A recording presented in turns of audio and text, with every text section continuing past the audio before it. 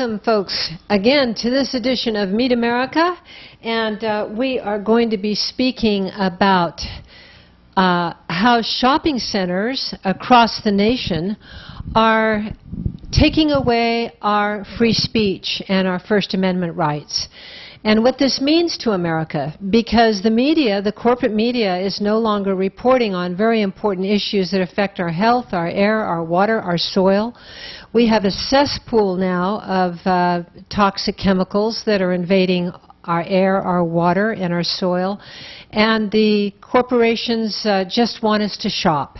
So we have with us today two petitioners, Mary and Andy very, very good, organizers with Protect Monterey County. I want to thank both of you for being here.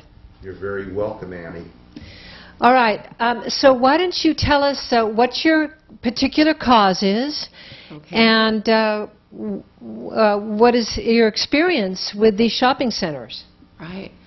Well, we started a petition on March the 12th, and so this particular petition is for an initiative to ban fracking in Monterey County. It'll ban it in all the unincorporated areas of the county, and we have to get quite a few signatures, thousands of signatures.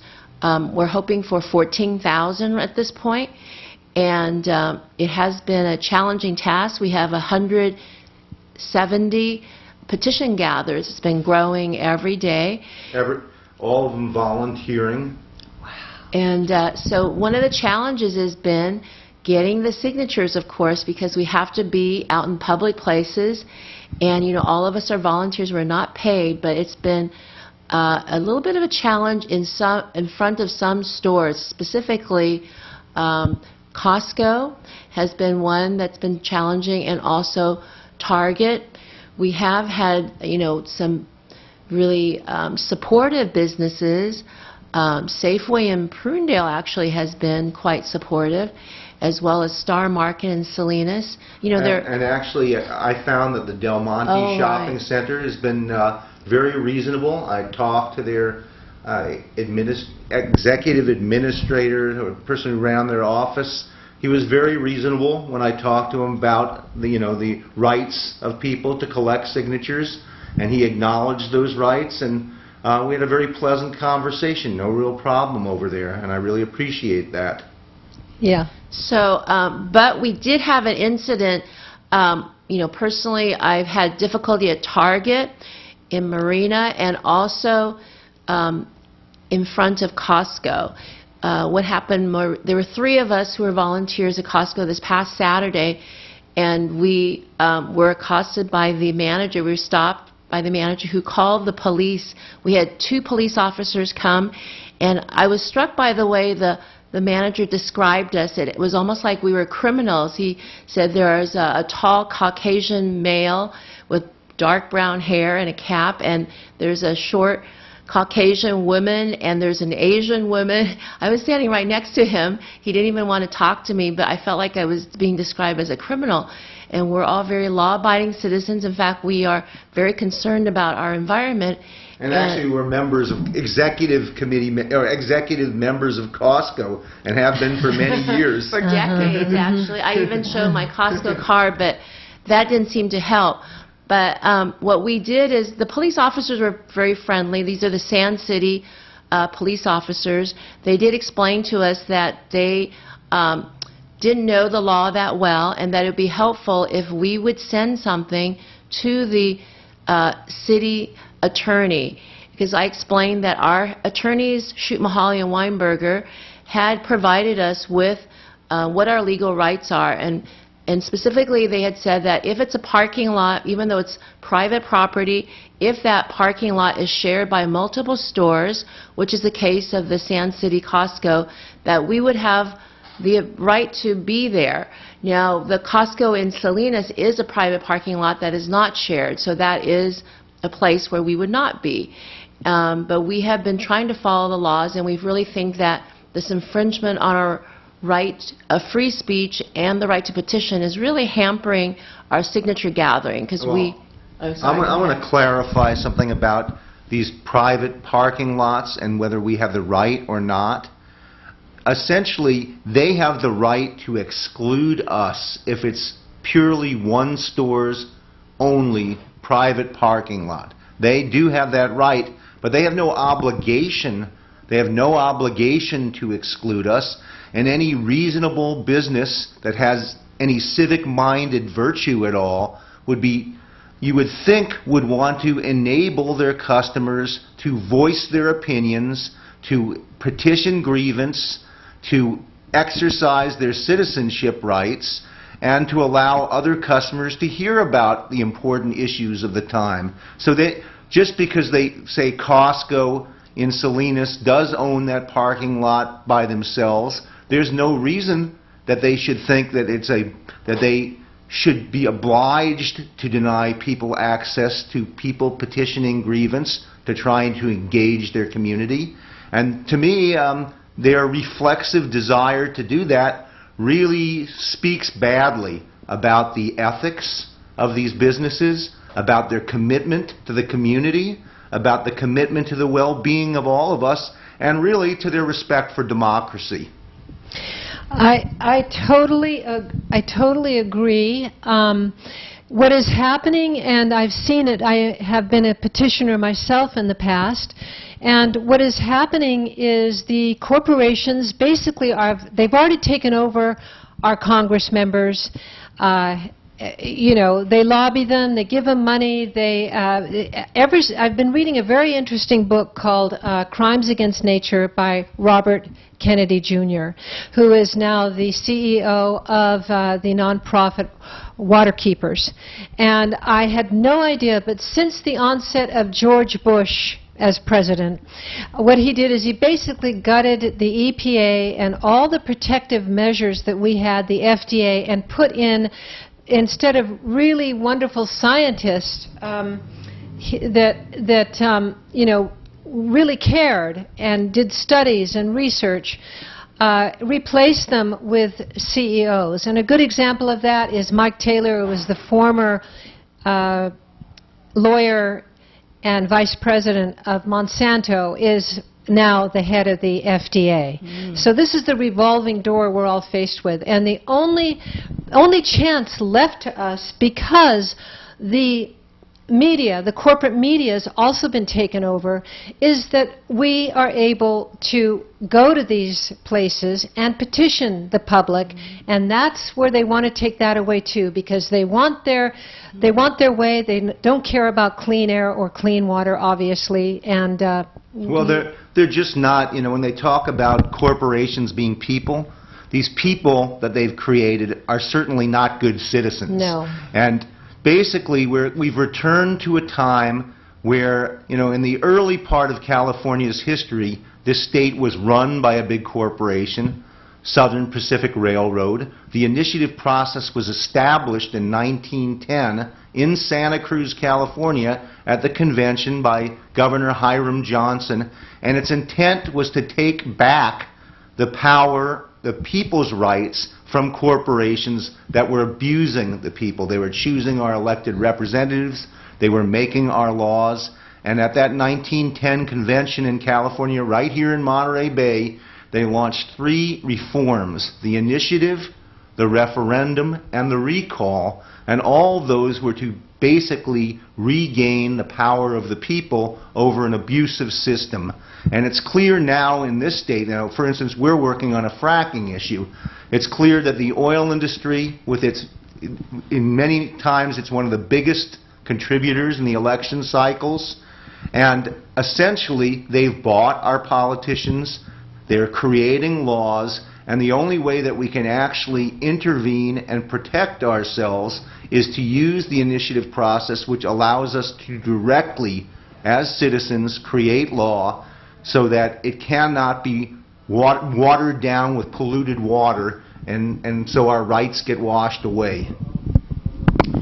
So, you know, one of the things that has struck me is the fact that by making it more difficult for us to collect signatures, it really impacts the ability to do these types of citizens initiatives.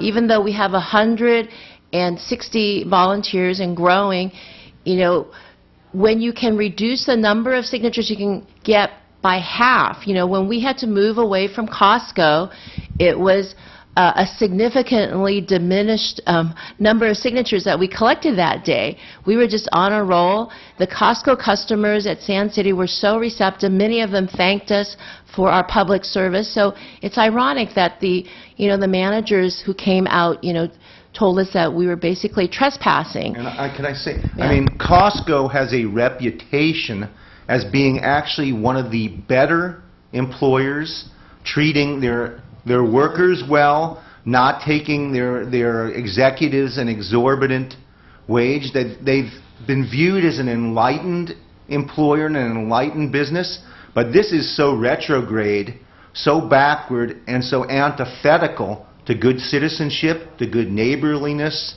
and to a respect for democracy, that frankly I think that the CEO of the corporation ought to send a message down to these offices, to these outlets of Costco, that they should be encouraging the voice of the people because they want to be part of a good community.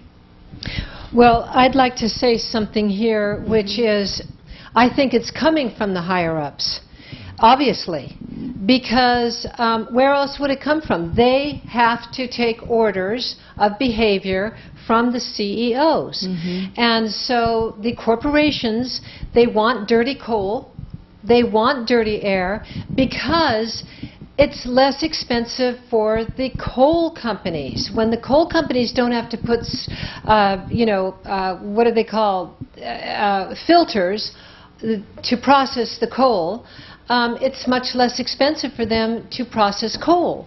And so they are the ones that, and them and people like them and companies like them, they're the ones that send the message. And I think their message is kind of schizophrenic. Absolutely. Because you can go to Costco and you can buy yourself solar panels for your house, and they'll tell you how wonderful it is to get renewable energy on your roof, and yet at the same time they're inhibiting our ability to essentially protect and from the worst elements of the petroleum economy. And maybe it's from above, but I think the people of our county should launch a letter writing campaign to the president and to the board of directors of of Costco, and let them know what they think about the lack of respect for their rights. I think as a Costco member, I'm going to write, because they do have these forms that you can fill out to give feedback to the company. I've done it before. I'm going to fill one out, and I urge everyone who's a viewer, who's a Costco member, to do the same, to encourage their CEO to allow more free speech, to allow people to gather petition signatures, because we're not there just as shoppers, we're also there as citizens. I also wanted to mention that sometimes it's not just the corporations, it's also farmers markets. I have had some difficulty at the MPC, Monterey Peninsula College Farmers Market, where we were told that we cannot be soliciting signatures. Unlike the Marina Market, which allows the Everyone's Harvest sponsored market, is much better, much more progressive. They allow us to actually wander around and collect signatures. But at MPC, we have to stand by these cones where there's no one. And I even tried it out after they directed me there. I tried both ends of the market. No one came through, so I finally went to the parking lot. And my understanding is there were some other volunteers who were accosted by the market manager. And I think that's really out of hand, because it's a public parking lot that's on public property, taxpayer paid, community college, and we are told that, we can't collect there. So there's a problem there. Historically, what a lot of folks don't think about when they talk about the marketplace of ideas, it's because democracy began in the marketplace in Athens. The place where the birth of democracy was the market, where people gathered and talked about the issues of their day.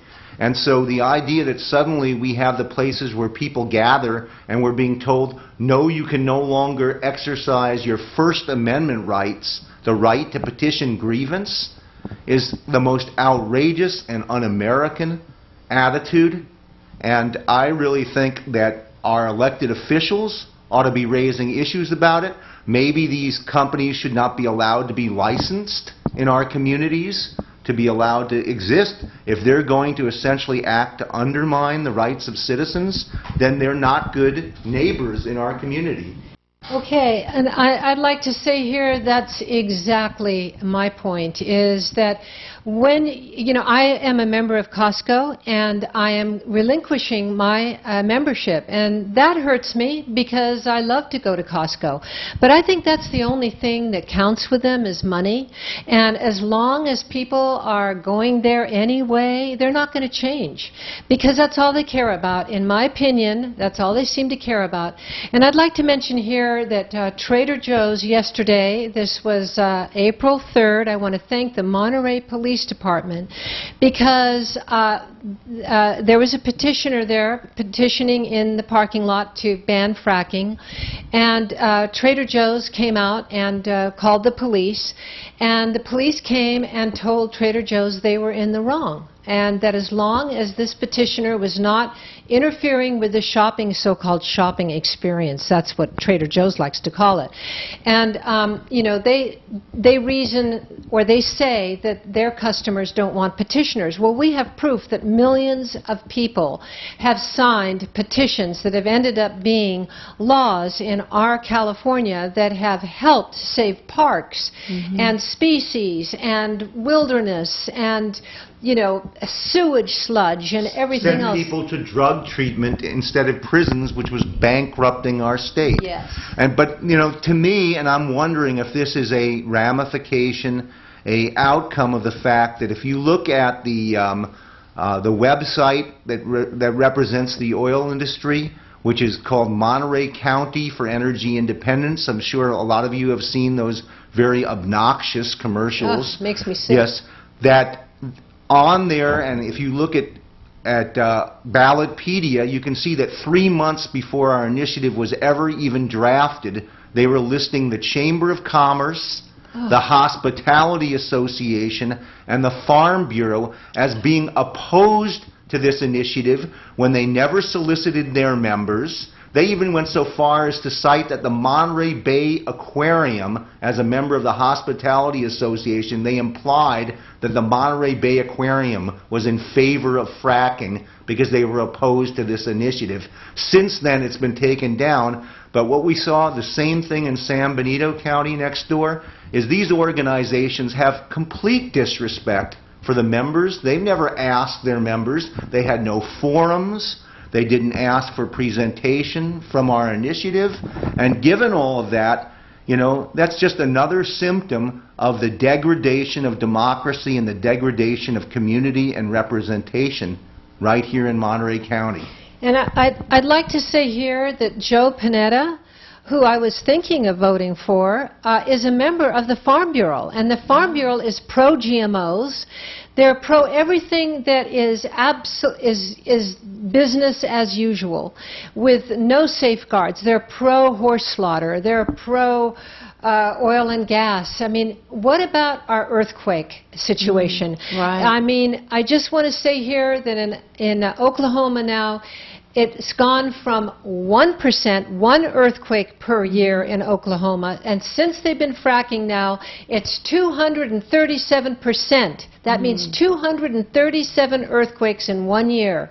What's going to happen to California, folks? Well, that's a really good point because we actually have been studying the geology maps, the seismic maps in USGS, and there's a swarm of earthquakes right north of San Ardo oil field where the wastewater injection wells are, and it's very well known that the wastewater injection wells trigger earthquakes. So we have asked a UC Santa Cruz researcher to look into this matter to see if there's a direct link between there's 44 wastewater injection wells in in Monterey County, north of San Ardo oil field.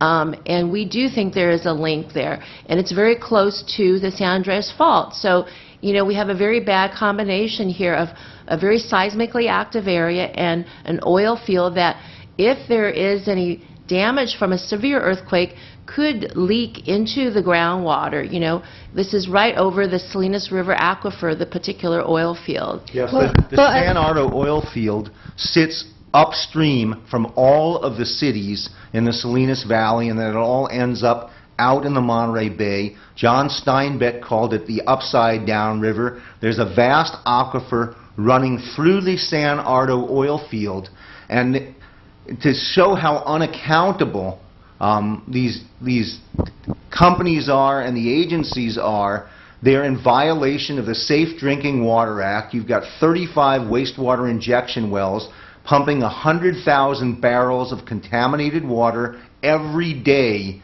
into protected aquifers that ultimately flow into the rest of the groundwater basin and then out to the Monterey Bay. And essentially, you now know how Flint, Michigan happens.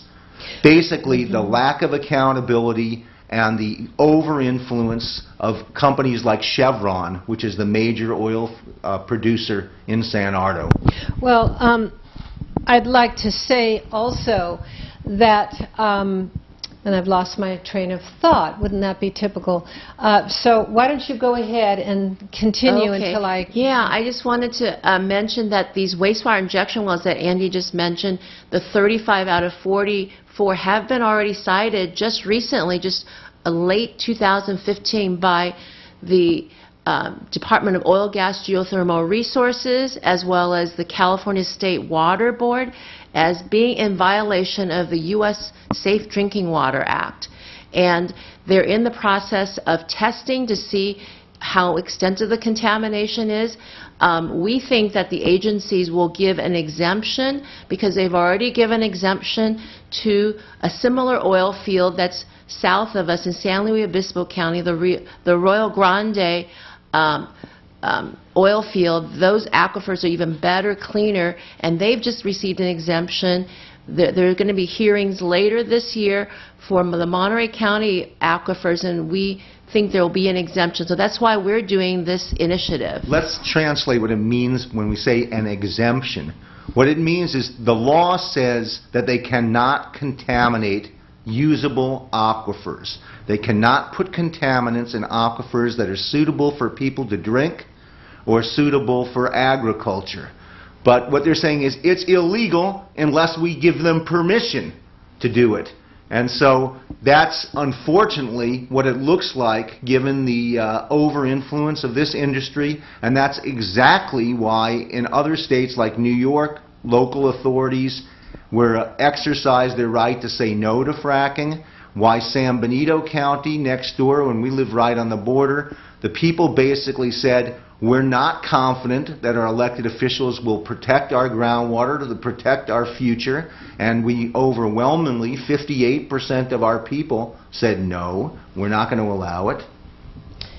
Well, that was my train of thought that I lost. Is that it's my understanding that it's already they have put their toxic chemicals into the Salinas River. They've already been doing that. And so we're drinking it, folks, and as long as you just stand by and let it happen, it's going to happen. And that's, you know, democracy in Greece, it was illegal to pollute your neighbor. That's where democracy started. It was literally illegal, and this is what Robert Kennedy Jr. pointed out in his book, Crimes Against Nature, is that you couldn't pollute airspace if other people were breathing it, and you couldn't pollute other people or the public. And yet it's become so lawless, these companies, because we all depend on them for their gas and oil. They just think they can walk all over us. Now, I understand that the wells take 1 million gallons per well, fracking well, you know, so we don't have 1 million gallons of water per well, and it's outrageous that they can get away with it. And you know, they're breathing this air too, so they are murdering their own families. when they come down with their daughters and their sisters and brothers and mothers and lovers and wives come down with these cancers and horrible diseases, they're doing it to themselves. So I have no words further. Well, I just want to say that the money of the oil industry, and as it gets plied on our various elected officials, it does exactly to the political process what their wastewater and their operations do to the groundwater. It contaminates it, and it makes it unhealthy for all of us. Yes. Well, I want to thank all of you. Do you have some closing statements? Yeah, I'd like to just say, just to clarify, because I think people may not understand that this initiative actually does allow existing oil and gas wells to continue. We really try to achieve a balance. It was truly a citizens' effort. I think about 60 or more citizens were involved in this. And what we did is we worked with attorneys, various environmental groups, and we have a balanced approach. We are banning the most egregious activities like fracking, acidizing, wastewater injection. So nothing new like that, and phasing out wastewater injection, which is currently injecting to protected aquifers. But we are allowing the existing oil wells to continue because we did not want to impact jobs negatively. So I think we've achieved a good balance, and I just want to clarify that for people who don't know that. And a final word, again, this is your voice, your ability to enact law that protects your future. Our website is protectmontereycounty.org. We've got a Facebook page. You can find us by Googling us. Please come to the website. You can read the entire initiative and background papers there. And please come find one of the folks who's collecting signatures in this county, even if you're not completely convinced, but just believe that the decision should be up to the citizens, given that the elected representatives don't seem to be doing their job. Well, now we're going to be watching what fracking has done to other communities. And, you know, our elected officials just aren't doing their job, and I think that's something the American public is very much aware of. I do have to say that Jane Parker and Dave Potter both voted to ban fracking in this county, and I thank them for that. It was Supervisor Armenta and Salinas and Phillips who killed that ban on fracking and has endangered our public's health as a result. So I hope that you vote for other citizens that may be running, and before you do, be sure to ask them what their views are on these different issues. Thank you so much for what you're doing. It is amazing. And remember, folks, please go to your shopping centers and let them know that you're not going to shop there. You are going to seek out First Amendment-friendly shopping centers and stores. Right. Thank you. And again, thanks to all of them that are friendly to our efforts. Yes, thank you. Del Monte Shopping Center, Whole Foods, and Cornucopia. And you say Safeway? Some Safeways. I think the Prunedale Safeway and the farmers markets that are everyone's harvest sponsored, like the Marina one, and there may be other ones. How's Alvarado Street? That one had a good free speech area, so that's actually very important to have a free speech area, and we think that MPC needs a free speech area within the market where people travel. Well, of course they do. We need to have the Monterey Police straighten her out. Yeah, okay. Yeah. Great. All right. Thank you so much. Thank you so much, Annie, for having us. Thanks, Annie. Can't do it without people like these amazing folks. You know, they're out there. They'd rather be swimming, maybe doing your favorite sport, but they're out there for all of us. So sign those petitions and let's get this on the ballot. Well, thank you. This is their website, folks, protectmontereycounty.org, and you can sign in. It's just a beautiful website.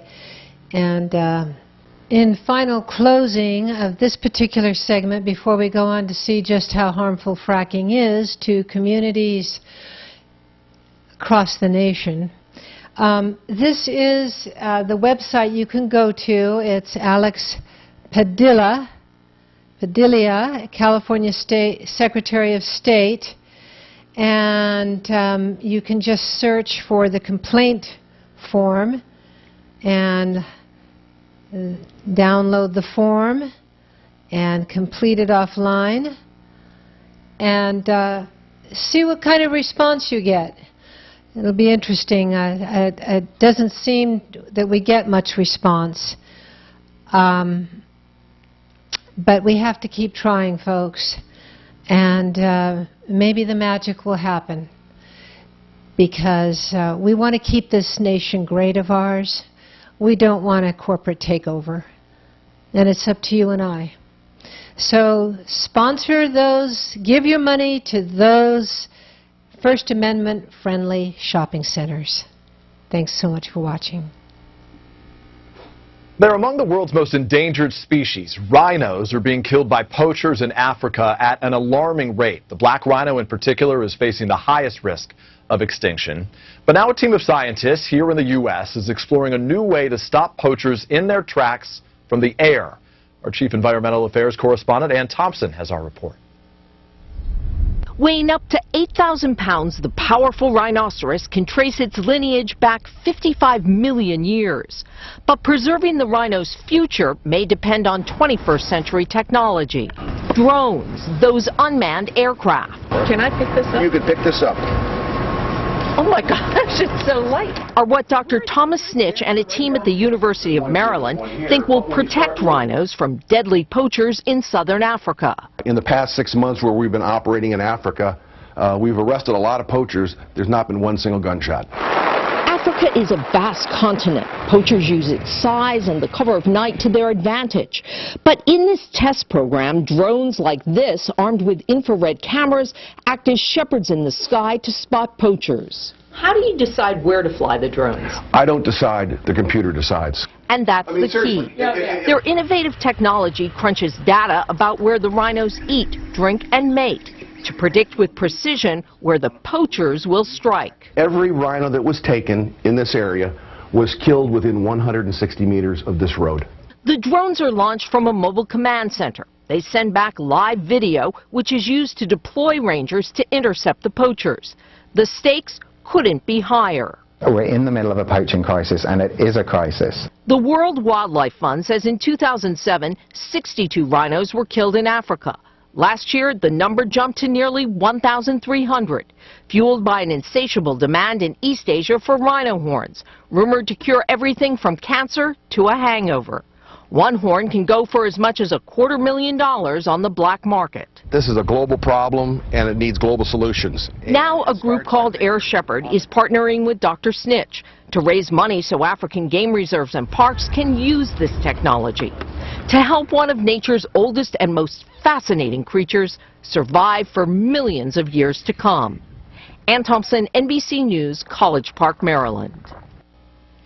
Air Shepherd, I hope that you will donate to Air Shepherd the Lindbergh Foundation. That's Lindbergh. I think they have the best solution for saving our elephants, our rhinos, so I hope that you'll fund them. And then they can buy these drones, and we can save our wildlife. Thanks for watching. Just how bad is poaching in Africa? In fact, all over the world. It's getting worse as the people get worse. Yields to a moonlit night in the savannah in northern Kenya. A dozen wildlife rangers armed with automatic weapons begin their nightly patrol. Zero Bravo, radio check cover. Tonight, the team is on edge, says Commander John Palmieri. It gives us a big worry where poaching usually be active on a full moon. There's more poaching during the full moon night. Yeah. And it's deadly business. 6 Kenyan rangers and 3 times as many poachers have been killed in gun battles the last 2 years. This is what these guys do every night. Go up to a high ground, what they call an observation point, and then sit here all night long and scour these valleys looking for any sign of movement or a gunshot. Night vision goggles help spot elephants and see potential human threats. For this night at least, it was all quiet for nature's so-called great masterpiece. The African elephant is the largest mammal to walk the earth, a majestic creature that shares many noble characteristics with humans.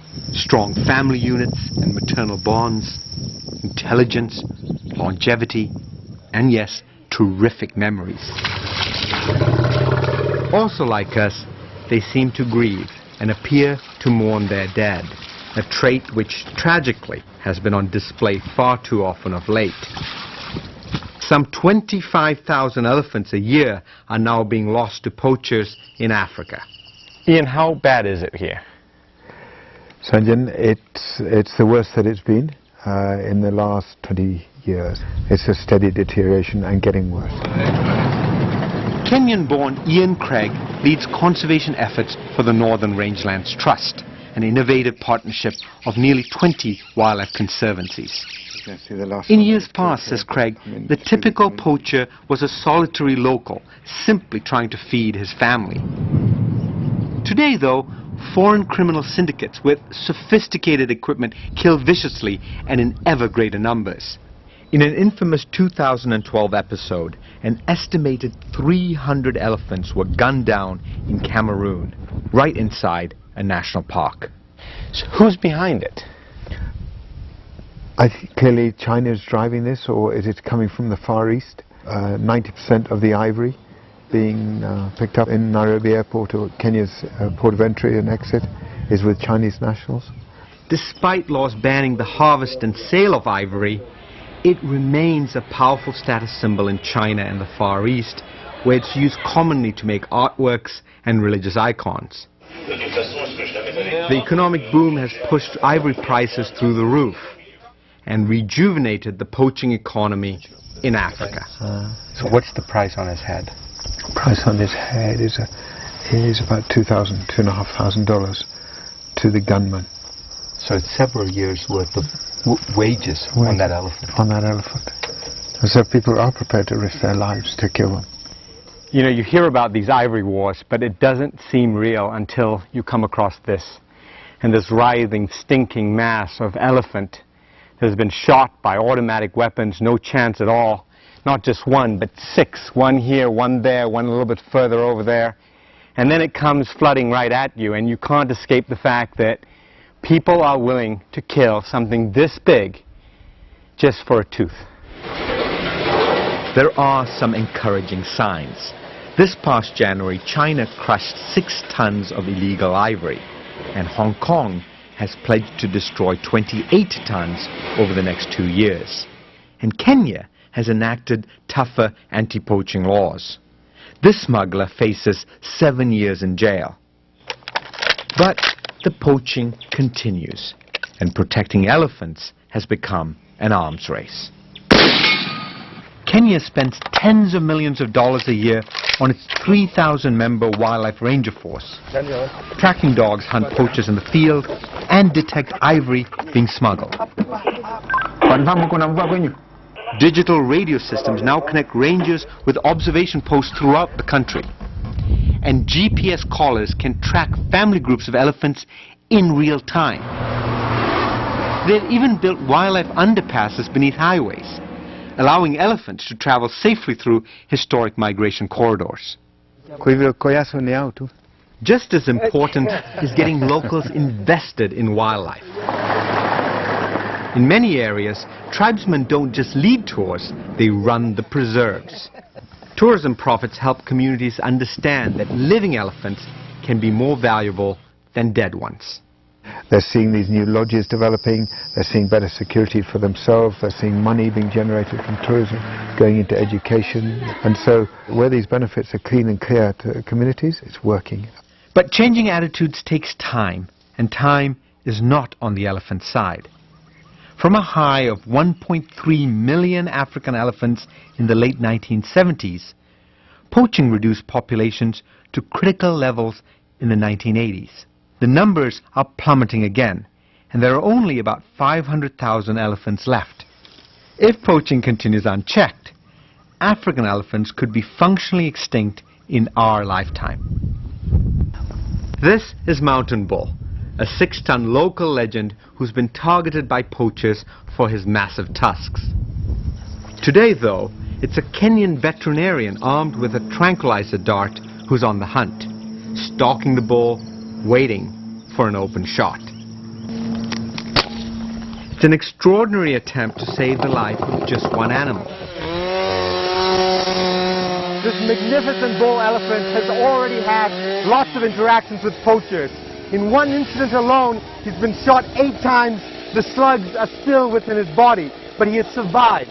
Now, conservationists and rangers are doing something dramatic. They're taking off part of his tusk in the hope that it will make him less of a target. The operation was over quickly, and eventually the noble giant wobbled to his feet and headed back to the bush to hopefully live out his days in peace. But the threat for thousands like him remains.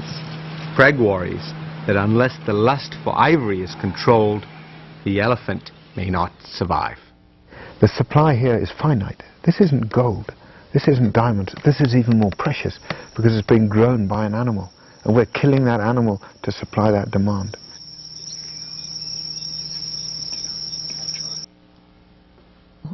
One of the most important things is in Chinatown in San Francisco, when you go there, if you'll notice all the art objects made in ivory.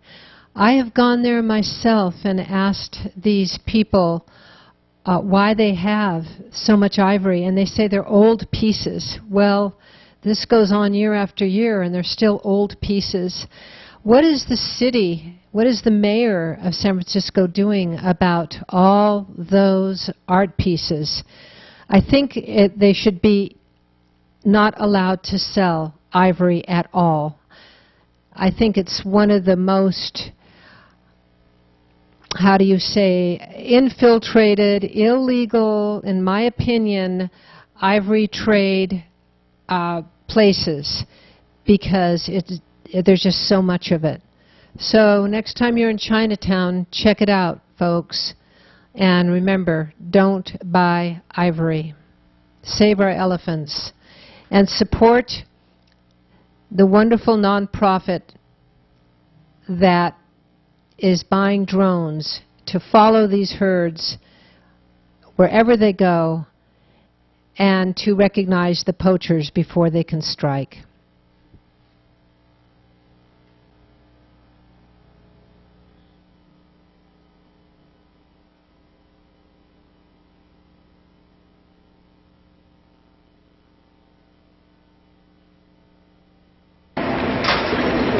Our next speaker is Ed Stewart.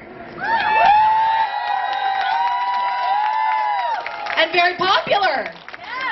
Ed Stewart is the president and co-founder of the Performing Animal Welfare Society, also known as PAWS,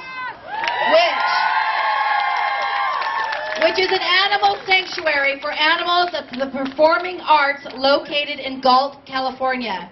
In 2013, Ed, his wife Pat, and PAWS were featured in the critically acclaimed HBO documentary, An Apology for Elephants, or Two Elephants, narrated and executive produced by Lily Tomlin. Please welcome Ed to the stage. Well, thank you very much for, first of all, coming out today. This is an incredible group. I had no idea how many people were going to show up. I haven't seen some of you in 30 years, and it just seems like people gravitated to this event. I want to thank everybody who put it on. I want to thank the city of San Francisco for letting us walk through Chinatown.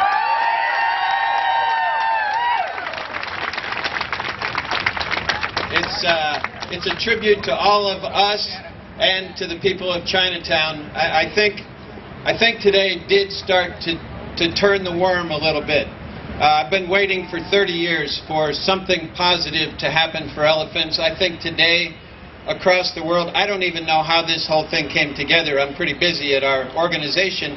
And also, our organization really doesn't do conservation. We're here today as cheerleaders for the other groups who are working in Africa and Asia trying to save elephants. We do what we can. For those of you who don't know about our organization, we have a 2,300-acre property in San Andreas, California. We have elephants that have been misplaced, displaced from private hands, from circuses, some from zoos. We have tigers, lions, bears, and we really wish we didn't have any of those animals. We wish that there were no animals in need that needed a place for sanctuary, but since there are, we try to do our best. We have one of the biggest elephant sanctuaries in the world, actually. There are very few places that are bigger. I don't know of very many. There are rocks and trees and lakes and wonderful grass and trees for the elephants, and acres of land and other elephants, which are very important, but we never kid ourselves. It's not the wild. It's not even close. Every day I look at the animals. For 30 years I've been doing this. Our organization has been around since '84.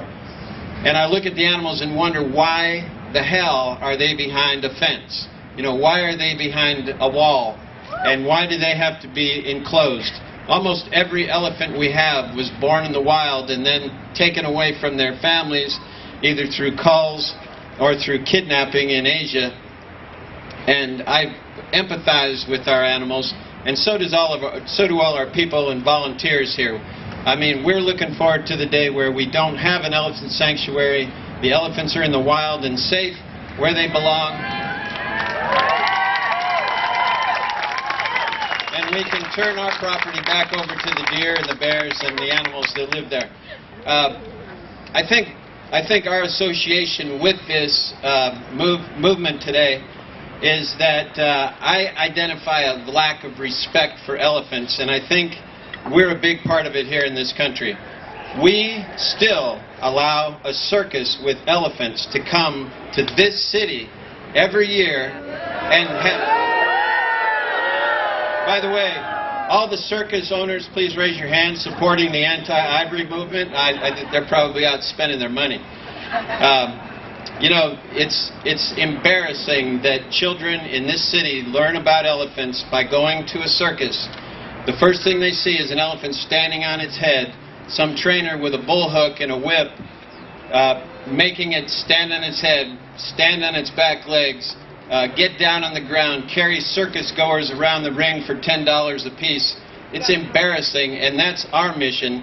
I think as long as we don't respect animals here in this country, who else is going to respect animals? I think we have to start here. We have to stop all this entertainment with elephants in the United States. Now some of our old friends, I'd like to, anybody who works in Africa or Asia on the front lines with animals, would they just give themselves a round of applause? Anybody who's here who works there? We're here with Betsy Swart. Betsy Swart, one of our old friends, who's the executive director of the Amboseli Trust, is here. I just talked to Cynthia Moss as we were walking down Stockton Street. It's inspirational. They're on the front lines. I want people today to support them. You know, we need money too, but I'll tell you, they are the ones that are going to stop the poaching, protect the elephants. They're the ones out there using latrines and suffering for 40 years. I've seen our elephants just get separated in the yard. 2 days ago I saw Maggie and Lulu, who are incredibly good friends, get separated, and they couldn't find each other. They panicked and ran until they found each other. When they did find each other, they, of course, peed and pooped and rumbled and trumpeted. It was like they had never seen each other before. I can't imagine what it's like for people who work with elephants in the wild to see elephants lose a family member due to poaching. It has to throw the entire group into chaos for quite a while. And it's horrible for the elephants, it's horrible for the people that are trying to protect them. So the only thing I wish today is a Pat Derby.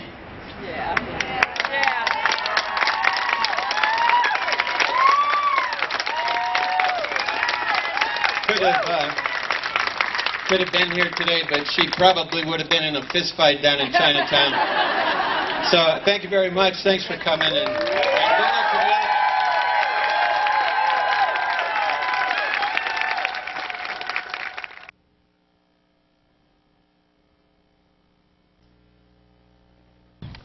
Mathematics and drones may be the best hope of saving these elephants and this rhino from extinction. We take into account both the model of how the poachers are attacking the animals, as well as a model of how the animals naturally move through the park.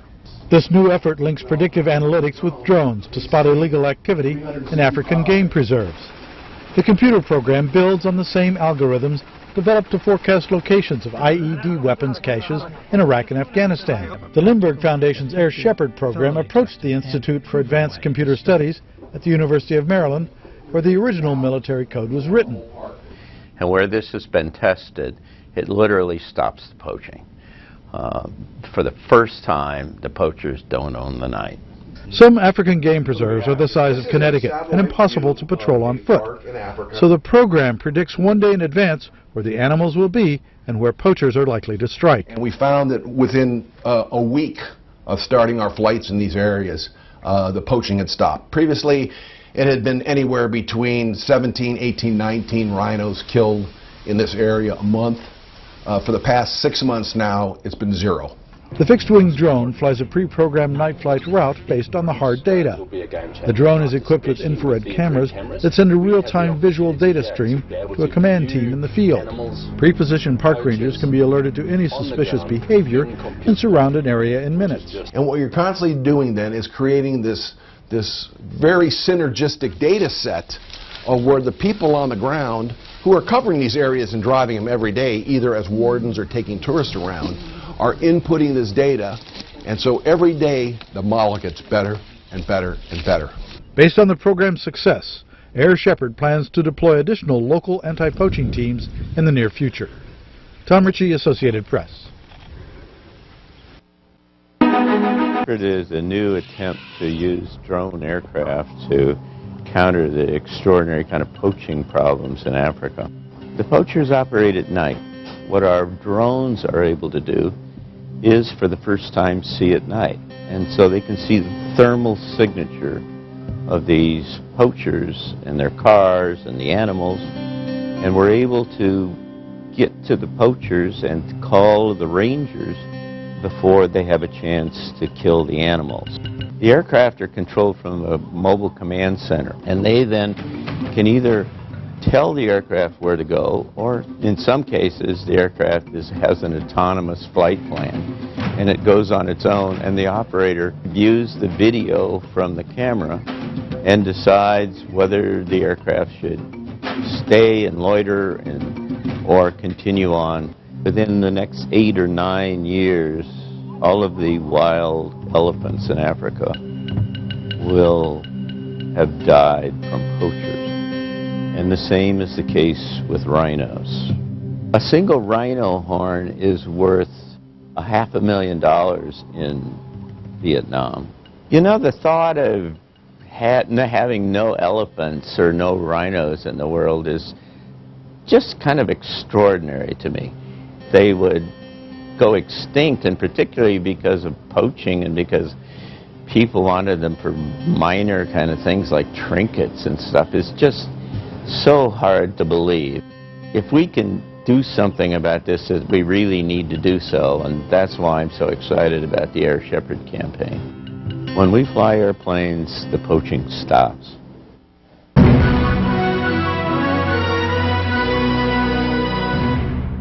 Fault often stems from realizing that our actions are not in line with our values. So we change our behavior in an attempt to dissipate the distress of being at odds with ourselves. But for poachers, redemption stems from shifting economic structures as well.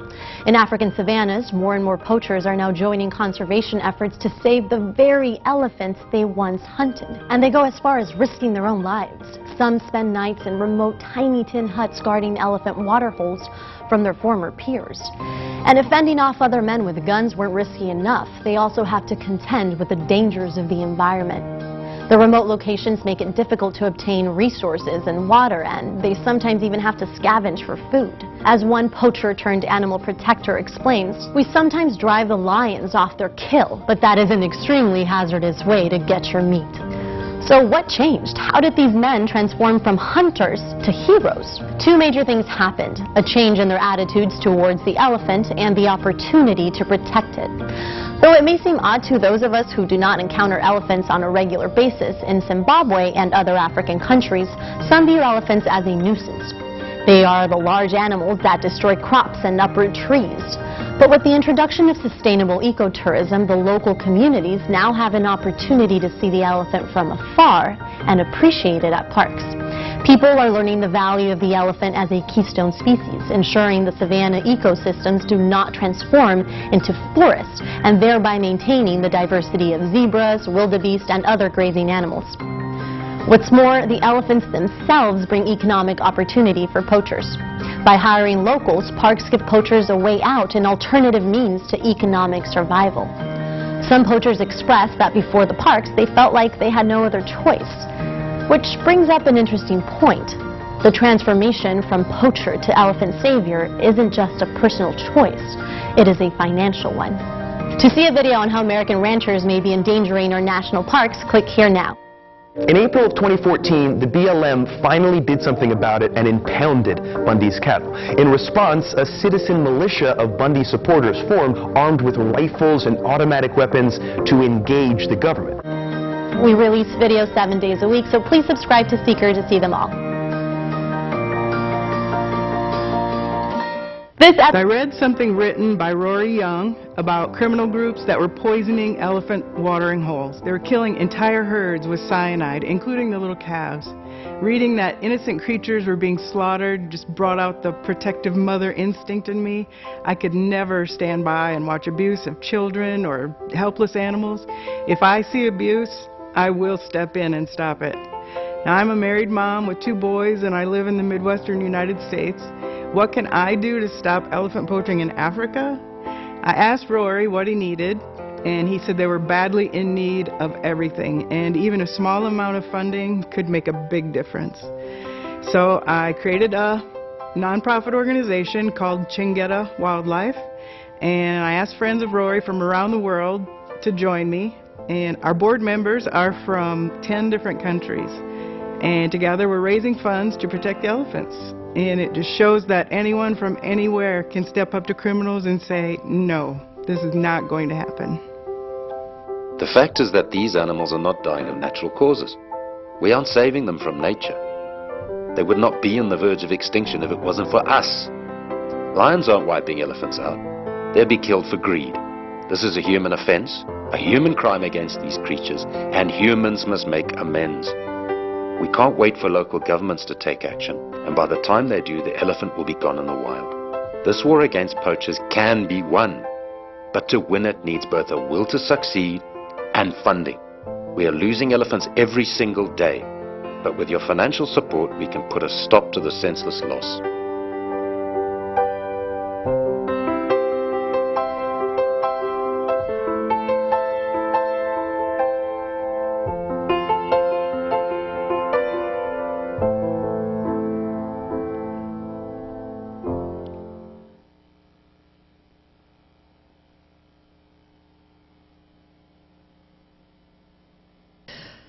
So I want to thank you so much for watching Meet America, and you can go online and look up the Lindbergh Foundation.